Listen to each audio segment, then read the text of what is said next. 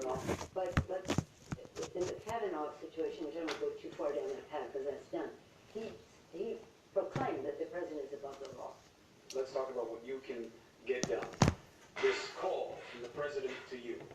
My reporting suggests that he called you and said, Nancy, I want to make deals. I'll make any kind of deals. I'm here to make deals. We should make deals. Is that your recollection of how the call went? Well, I don't know if he said deals. It was very noisy in the room. There was a jubilant crowd in that room celebrating or taking back the House for Well, the American if you people. could hear over the throng of enthusiasm I for your heard the victory, what word, did you I hear in heard the call? the word infrastructure, and I came to the Que Dieu vous bénisse, que sa grâce soit avec vous. I'm sure we can come to agreement on some things, and we have an obligation to try. Que sa grâce soit avec vous. Je To pass legislation, or do you believe vous dirai encore une fois de plus, that you need to be passer en direct. you need to investigate Ah, mais ce truc-là. and keep him from doing what they say? Voilà. Je vous dirai encore une fois de plus passer en direct pour vous parler de ce thème, ce fabuleux thème, ce magnifique thème. Les 3 bonnes raisons de lire la Bible régulièrement. Les 3 bonnes raisons de lire la Bible régulièrement. Vous savez, avant de dormir, tu peux lire un verset. Lorsque tu te réveilles, tu peux lire un verset. Et la lecture de la Bible n'a pas de date d'expiration. C'est-à-dire, il n'y a pas de moment précis pour lire la Bible. La Bible doit se lire tous les jours, régulièrement. Et dans cette vidéo que je suis en train de tenter d'enregistrer en direct, je vais m'efforcer de vous expliquer et de vous donner 3 bonnes raisons. Je dis bien 3 bonnes raisons qui vont nous pousser à prendre une résolution et à lire les Écritures. Alors, si vous êtes sur YouTube, vous pouvez liker la vidéo. Vous pouvez vous rassurer que vous êtes abonné à cette fabuleuse chaîne et vous pouvez partager le lien de la vidéo sur vos différents murs. Si vous êtes sur Facebook, vous pouvez liker la vidéo et vous pouvez toujours partager la vidéo en invitant bien sûr vos amis afin que ces personnes-là viennent se joindre à nous pour écouter la parole de Dieu. C'est vrai qu'il est très tard. Il est tard et chez vous il est tôt. Je pense qu'il est 6 h ou 5 h du matin chez vous, je ne sais pas trop. Mais c'est le temps que je peux accorder donc à mes abonnés pour réellement laisser un message. Et après, ces personnes pourront regarder en rediffusion.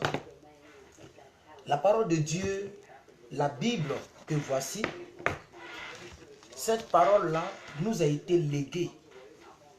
Elle nous a été donnée en héritage. C'est cette parole qui peut nous corriger. C'est cette parole-là qui peut nous orienter. C'est cette parole qui peut nous diriger. Cette parole, elle est puissante. La parole de Dieu est importante. Je salue ici Maman Christ qui est administratrice sur ma page. Et je salue les autres qui sont là. Je vous exhorte donc à partager la vidéo. Puisque à cette pareille heure, beaucoup sont en train de ronfler. C'est normal. Beaucoup se reposent de leurs travaux. Beaucoup se reposent de leurs occupations. Beaucoup se reposent de toute la fatigue que la journée de jeudi a pris dans leur vie. Et pendant que vous êtes le vendredi, nous on est encore le jeudi. C'est maintenant, il est 22 h chez nous ici. 22 h 15 précisément. Il est 22 h. Alors, je voudrais remercier toutes les personnes qui m'ont écrit en inbox pour savoir si j'allais bien. Parce qu'elles ont vu à la télévision des tueries en Californie. En réalité, c'est à quelque part de chez moi. Mais c'est dans une boîte de nuit. Donc, imaginablement imaginable, je ne pouvais jamais me trouver là. je ne peux pas me trouver dans cette boîte de nuit ou dans cette discothèque. Mais pour vous dire que ce n'est pas loin, j'habite quelque part de là. Et donc, je me sens bien et je n'ai pas de problème. Parce que, rassurez-vous, et vous pouvez, il est 7h15, il est 7h du matin, d'accord. Merci, Maman Chris. Donc, rassurez-vous que nous avions dit que ce mois est un mois de sécurité. Vous vous rappelez? Un mois de sécurité. Parce que nous savons que Satan utilise beaucoup les 2 derniers mois de l'année pour réellement faire périr beaucoup d'enfants de Dieu et beaucoup de personnes. Alors donc que Dieu vous bénisse abondamment. Je vais aller sans trop tarder avec la première raison pour laquelle nous devons lire la Bible régulièrement. Je ne peux pas partager la vidéo parce que quand je partage, on me dit something wrong. Ça veut dire quelque chose de mauvais se passe. Il se passe quelque chose. Donc on m'interdit de partager la vidéo. Mais vous pouvez la partager dans le groupe pour que des personnes soient bénies. Alléluia, gloire à Dieu. La première raison, c'est que la Bible est notre référence. La Bible est notre référence. Jean 17, verset 17. Je vais vous chercher ce verset-là et je vais vous le lire. Jean 17, verset 17. Jean 17, verset 17. Qu'est-ce que la Bible dit? Alléluia. J'aime la parole de Dieu. J'aime la parole de Dieu. Car elle est la nourriture de mon âme. La Bible dit, excusez-moi, sanctifie-les par ta vérité. Ta parole est la vérité. Ça veut dire, la parole est notre référence. Elle est notre constitution. C'est la parole qui doit trancher dans nos vies. À tous les niveaux que ce soit. La parole, c'est par elle on doit se référer pour conclure quelque chose. C'est par elle on doit se référer pour apporter une conclusion à une situation donnée. Pour apporter une opinion à une situation donnée et pour donner un raisonnement à un problème donné. La Bible dit sanctifie-les par ta parole, car ta parole est la vérité. Il n'y a pas plus grande vérité que la parole de Dieu. En lisant la parole, la Bible, régulièrement, tu découvres qui tu es, tu découvres ce que tu as à faire, tu découvres tes droits et tes devoirs. Et cette parole te permet de ne pas dérailler et de ne pas aller là où Dieu ne t'a pas demandé d'aller. La parole de Dieu est notre référence. J'aimerais que nous puissions très bien noter cette première partie, cette première raison. Parce que nous sommes dans un monde où tout va mal. Malheureusement, vous voyez aujourd'hui des gens qui sont partis s'amuser, un déréglé quelque part va les arroser. Nous sommes dans un monde où tout va de mal en pire. Un monde où on n'apprend plus à mériter ce qu'on est. On n'apprend plus à mériter ce qu'on a. Mais on veut seulement avoir par tous les moyens. Un monde où le mensonge vient pour soulager.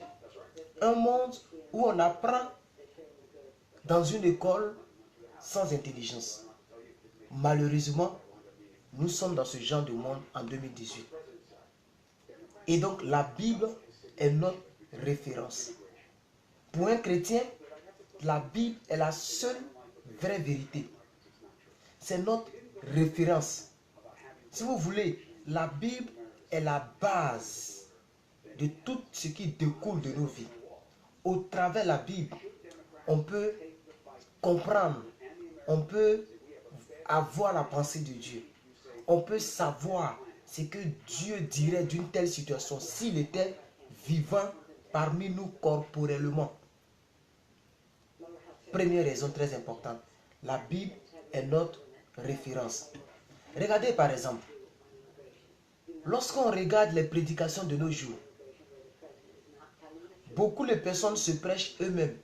Et se prêchent, c'est-à-dire ne prêchent pas la Bible, ne prêchent pas Dieu, mais se prêchent elles-mêmes. Beaucoup de personnes. Une personne, bien sûr. C'est dommage, parce qu'on voit que il n'y a plus de témoignages qui glorifient Dieu. Il n'y a plus de prédication qui a été prise dans la Bible et dont la Bible est la référence. Mais si tu ne lis pas la Bible, on peut te duper, on peut te tromper par ces genres de prédications qui circulent. Et souvent, c'est dommage, c'est en même temps triste, mais c'est ça qui est la réalité. Mais je suis content parce que ce n'est pas la vérité. La vérité, c'est ce que la Bible dit. Et aussi longtemps que la Bible ne dit pas la chose, moi je n'y crois pas. La raison pour laquelle nous devons lire la Bible régulièrement. Alléluia, gloire à Dieu. Donc, si tu écoutes une prédication, tu dois confronter cette prédication à la parole de Dieu que tu as lue à la maison. Est-ce que vous comprenez? Je reprends. La première raison pour laquelle nous devons lire la Bible régulièrement, c'est que la Bible est notre référence. Elle est là, article défini. Elle est la vérité de Dieu. Et donc si quelqu'un te parle de Dieu, tu dois prendre cette référence-là pour la confronter avec ce que la personne te prêche. Et pour savoir si la personne prêche de la part de Dieu ou de la part du diable. Parce que Satan aussi prophétise avec l'esprit de Python. Dieu prophétise avec le Saint-Esprit. Comment tu sauras qui prophétise? C'est par rapport à tout ce que la Bible t'aura enseigné au sujet de la prophétie. La Bible est notre référence. C'est la seule vérité sur la terre que Dieu a créée. Il n'y a pas plus grande vérité que la vérité que contient la Bible. Et donc c'est sur cette vérité que tout devrait se baser.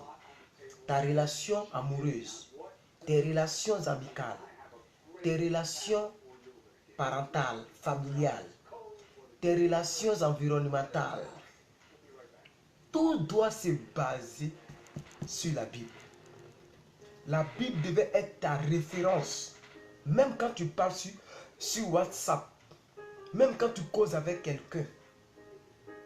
Je ne vous dis pas de citer seulement la Bible dans vos causeries amoureuses. Mais il faut que tu sentes qu'il y a des ingrédients bibliques dans votre conversation pour ne pas dérailler. Parce que si vous ne prenez pas la Bible comme borne positive, borne négative, vous allez sortir de la voie. Et vous allez dérailler sans vous en rendre compte. Et vous êtes en train de tourner porno au téléphone. Des chrétiens qui abordent des sujets qui n'ont rien à voir avec la vie chrétienne. Aucune édification. Mais ils sont chrétiens. Parce que ces personnes, un, ne lisent pas la Bible. Deux, ne savent pas que la Bible est la référence. Ça doit être très important pour nous. Alléluia. Si tu ne connais pas la Bible et que tu ne lis pas les Écritures, c'est simple ce qui va t'arriver. Tu seras trompé. Tu te laisseras emporter par tout vent de doctrine. Or, cette Bible même le dit. Il faut la lire. C'est ainsi qu'on ne pourra pas te tromper. Parce que c'est le fait qui aiguise le fait. C'est l'homme qui peut tromper l'homme. Un cabri ne peut pas tromper l'homme.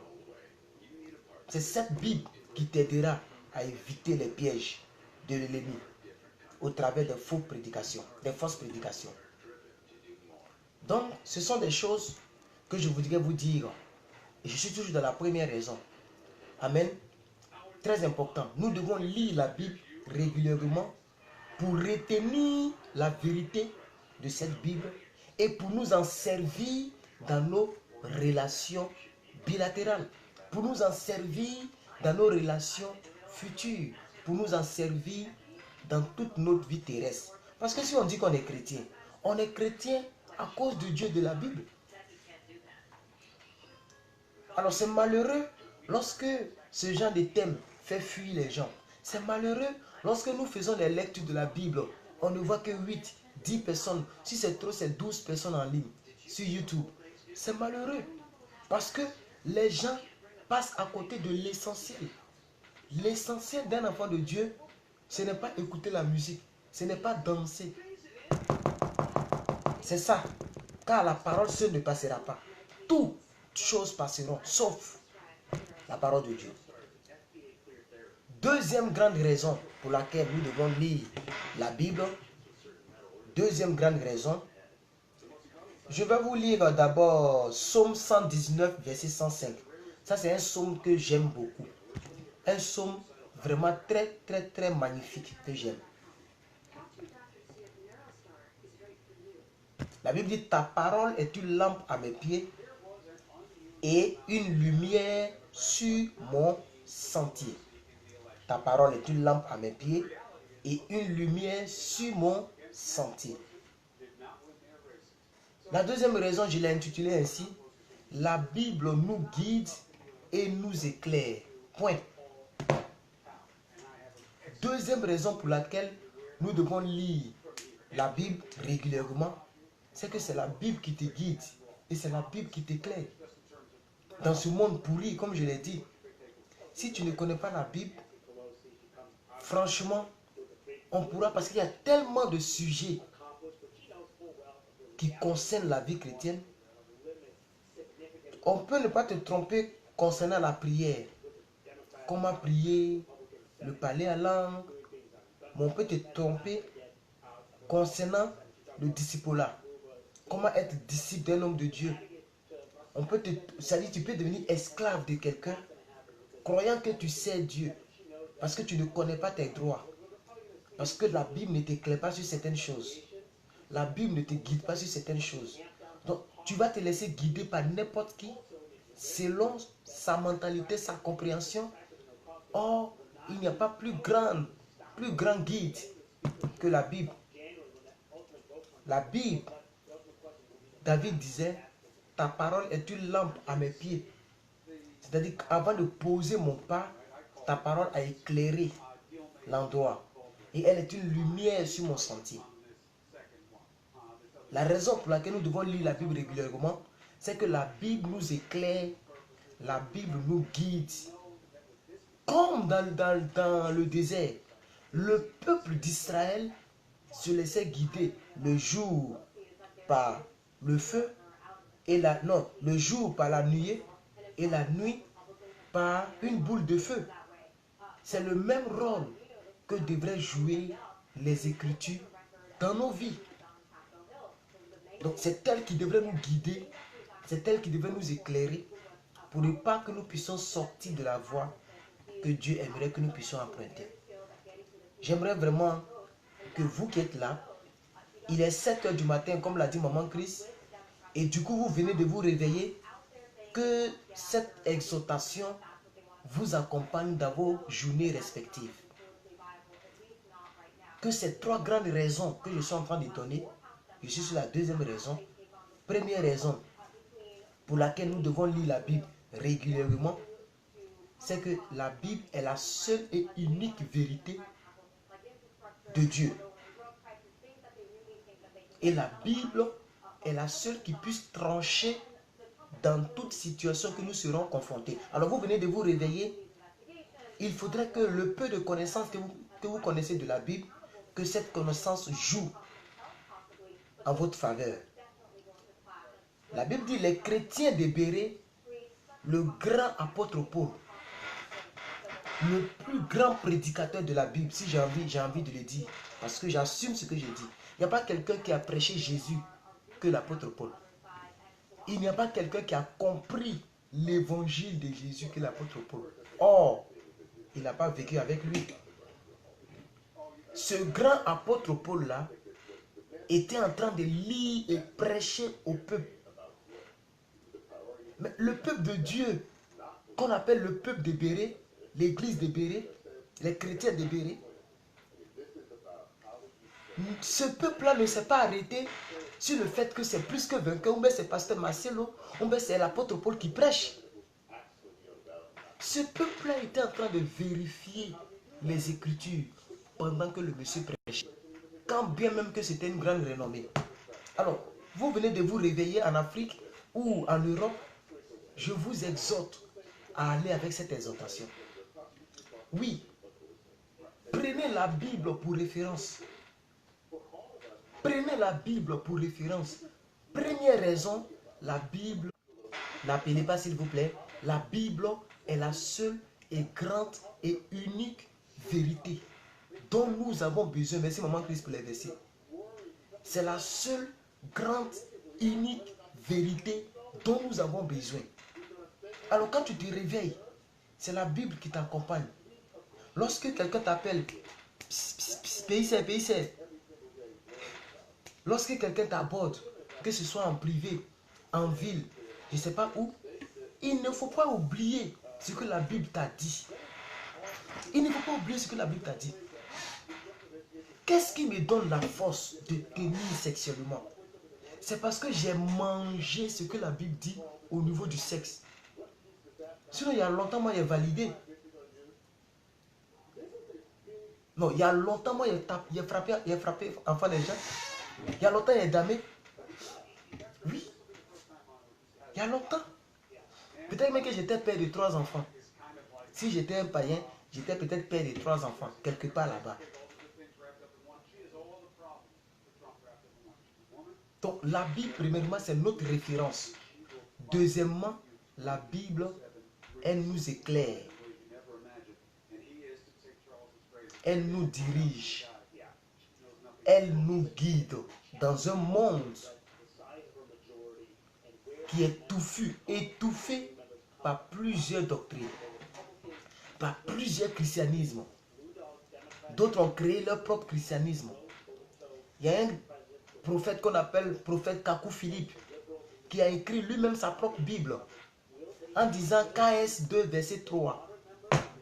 Parce que cette Bible ne le suffit. C'est-à-dire tellement il se croit à deuxième Jésus, il a écrit sa Bible. Dans un monde où les gens n'ont pas peur de Dieu et ils peuvent malhoniser les enfants de Dieu. Un monde où le pasteur sort avec la fille dans son bureau pendant que le culte se déroule. Dans ce monde-là, il nous faut la compréhension et la connaissance des Écritures. Sinon, on peut se faire tromper facilement.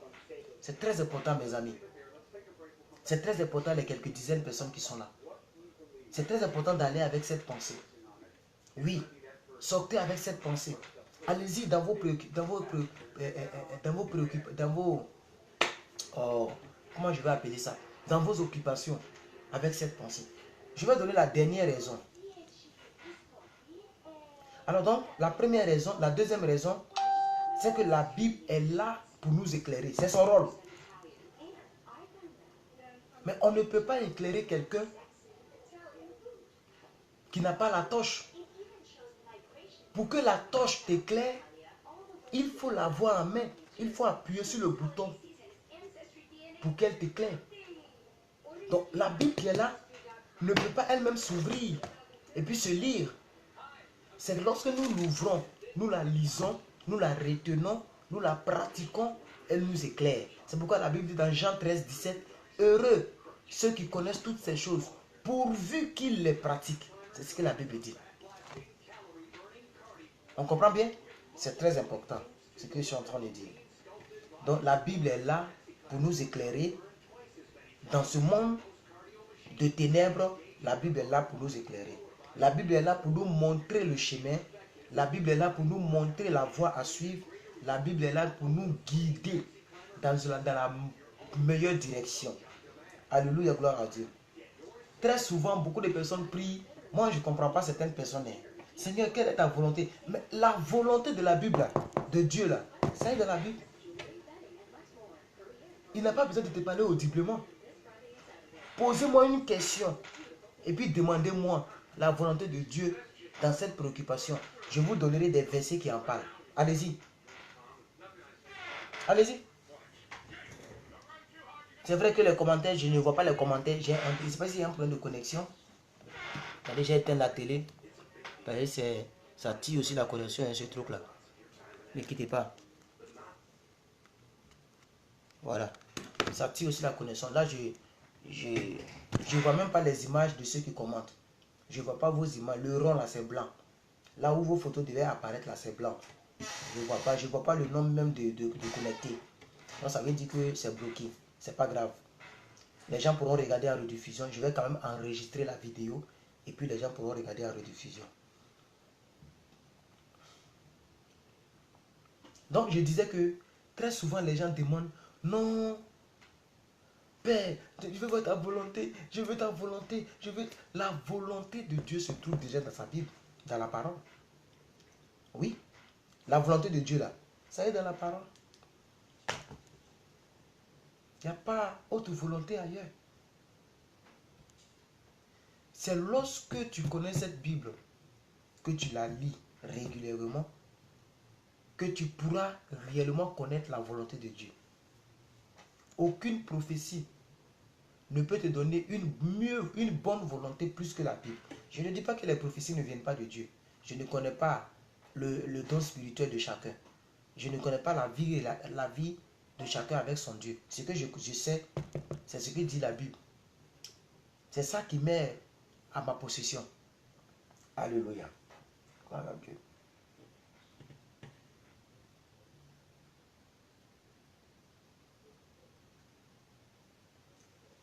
Troisième grande raison pour laquelle nous devons lire la Bible régulièrement, c'est que la Bible est la nourriture du chrétien.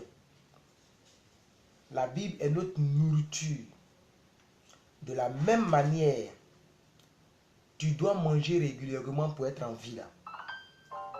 C'est de cette même manière que tu dois lire la Bible pour être en vie dans le monde spirituel. C'est très important.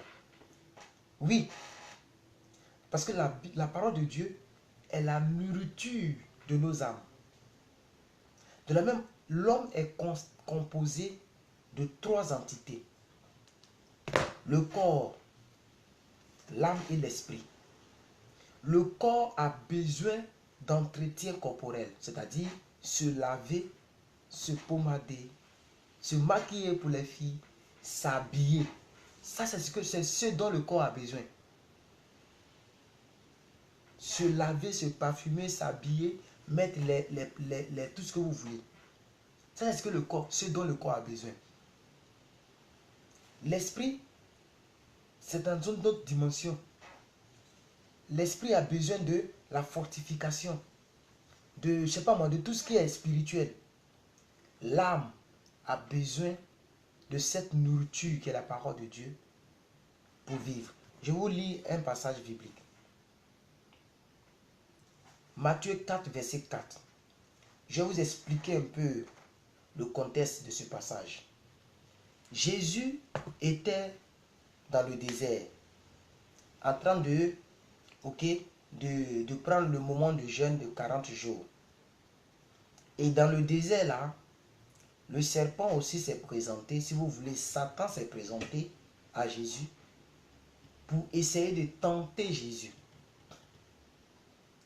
Jésus savait que la Bible, la parole de Dieu, c'est elle qui nous guide, c'est elle qui nous oriente, c'est elle qui nous éclaire, c'est la seule vérité et c'est elle qui est capable de nous faire éviter les mauvais pièges de l'ennemi.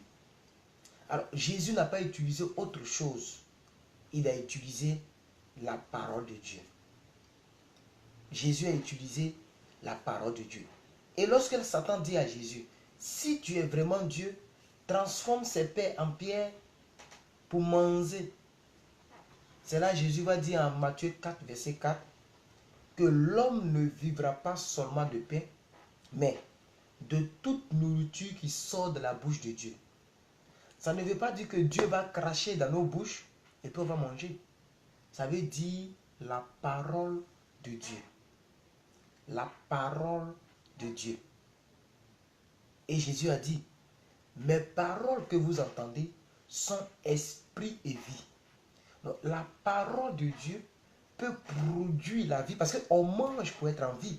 Donc c'est cette parole de Christ là qui produit la vie en nous. Est-ce que vous comprenez de quoi je parle? Donc lorsque nous mangeons cette parole, nous lisons cette parole régulièrement, elle produit en nous la vie. La vie, le genre de vie que Dieu aimerait que nous puissions vivre. Alléluia. Gloire à Dieu.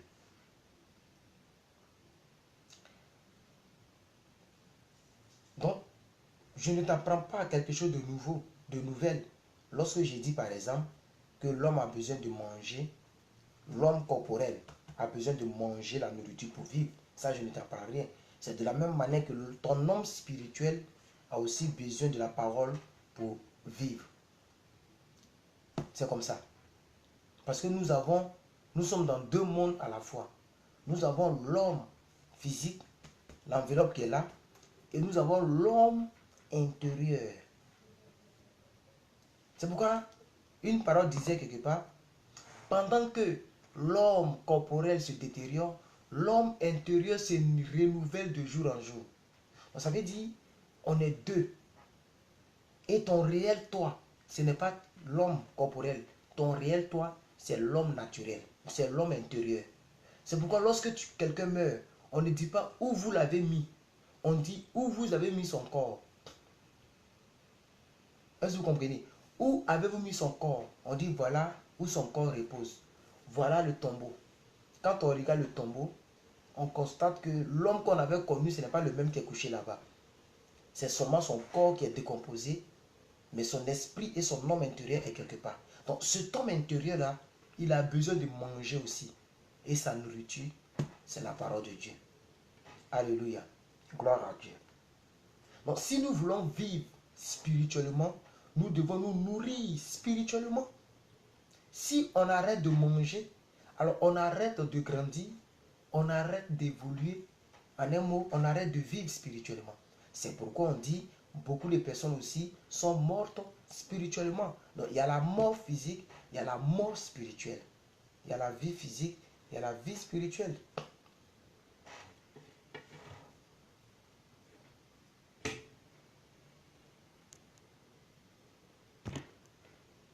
Alléluia, gloire à Dieu. J'aimerais, parce que les matins, les gens viennent de se réveiller, je n'ai pas envie d'être un peu trop long. Ici, on s'en va dans 23 h. Demain, je dois sortir et tout ça, c'est un peu mélangé. Et il est un peu tard.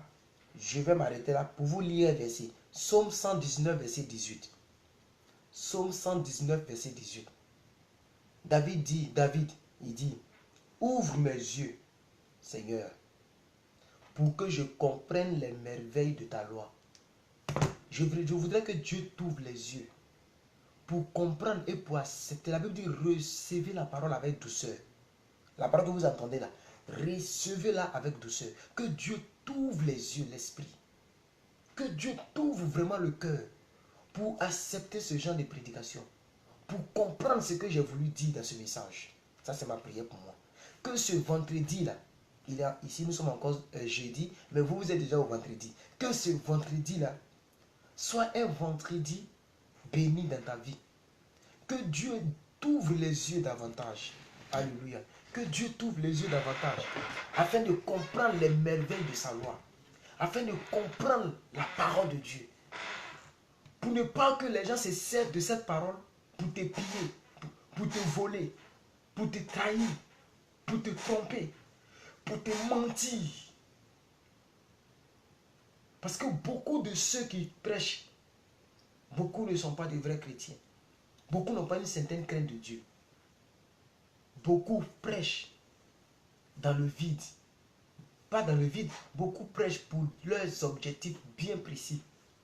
Se remplir les poches. C'est tout. Que Dieu t'ouvre l'esprit. Que Dieu t'aide à comprendre les merveilles de sa loi. Comme le dit Psaume 119, verset 18. Et que Dieu bénisse ta journée. Commence une bonne journée avec le Saint-Esprit. Que Dieu t'accorde ce que ton cœur désire en cette journée. Que Dieu te bénisse au-delà de tout ce que tu cherches sur cette terre. Que toutes les bénédictions que Dieu avait prévues pour toi, cette journée, aucune bénédiction ne puisse t'échapper au nom de Jésus. Que toutes ces bénédictions te soient localisées au nom de Jésus. Que Dieu active sa grâce. Qu'il attire sa grâce vers toi. Et que le malheur s'éloigne de toi. au nom de Jésus-Christ. Que la paix remplisse ton cœur. La paix du cœur remplisse ton cœur. Que la quiétude, la tranquillité t'accompagne. Je vous bénis au nom de Jésus. Je bénis tous vos entourages. Je bénis toutes les personnes qui sont rattachées à vous. Je bénis toutes les personnes avec lesquelles vous vivez sur le même toit. Je bénis toutes vos entreprises au nom de Jésus-Christ. Et que Dieu vous bénisse puissamment. Que cette parole que nous venons de partager, qu'elle vous accompagne tout au long de la journée. Démarrez la journée avec cette parole. Et dites au Seigneur que ces 3 grandes raisons soient dans vos cœurs. Premièrement, la parole est ta référence. Dans tout ce que tu vas faire aujourd'hui, là, que la parole de Dieu soit ta référence au nom de Jésus. Deuxièmement, la parole est la vérité. Dans tout problème et toute situation que tu vas croiser, que la parole vienne trancher. Afin que toi-même tu ne... La Bible dit quoi? Malheur à celui qui s'appuie sur sa propre sagesse. Laisse la parole de Dieu t'aider. Laisse la parole de Dieu t'aider. C'est encore plus facile. Là, parce que tu es sûr que tu vas résoudre l'équation avec succès. Laisse la parole de Dieu t'aider sur ce coup. Et troisièmement, la parole de Dieu, j'ai dit quoi? Elle fait quoi? Elle est la nourriture de notre âme. Que ton âme soit nourrie en cette journée au nom de Jésus-Christ. Pas par les critiques, pas par les injures, pas par toutes les mauvaises choses que nous avons l'habitude de faire. Que ton âme soit nourrie par la parole de Dieu. Que Dieu permette que toutes les personnes qui vont te parler ne te parlent pas du séjour des morts. Que ces personnes-là te parlent de la vie. Tout ce que tu vas entendre, que ce soit de bonnes paroles qui puissent produire la vie. Parce que quand on mange, c'est pour avoir la vie. Or, la parole est la nourriture de notre âme. Que toutes tes causeries en cette journée soient de bonnes causeries au nom de Jésus. Que Dieu t'éloigne des mauvaises causeries au nom suprême de Jésus. Sois différent. Règne sur cette journée. Et que Dieu te garde au nom de Jésus-Christ. Amen. Amen. Amen. Voici un peu la petite prière que je voudrais faire avec vous. Voici un peu l'exhortation de 40 minutes que je voulais partager avec vous. Prenez ces 40 minutes là cette journée. Partagez la vidéo si vous n'avez pas encore partagé. Parce qu'elle peut bénir quelqu'un. Merci aux quelques 10, 11 personnes que je vois en ligne. Soyez bénis en cette journée parce qu'il fait jour. Voilà. Et puis, que le Seigneur nous garde durant cette journée. Au nom de Jésus-Christ que j'ai prié. Amen, amen, amen. Moi, c'était plus que vainqueur, votre humble serviteur. Et je vous ai parlé, voilà, avec tout mon cœur. Et moi-même, je vais dormir donc avec cette parole. Et vous allez vous occuper de tout ce qui vous concerne avec cette parole. Et on se donne rendez-vous pour la prédication à proprement dite sur ma page. Que Dieu vous bénisse. Bye bye.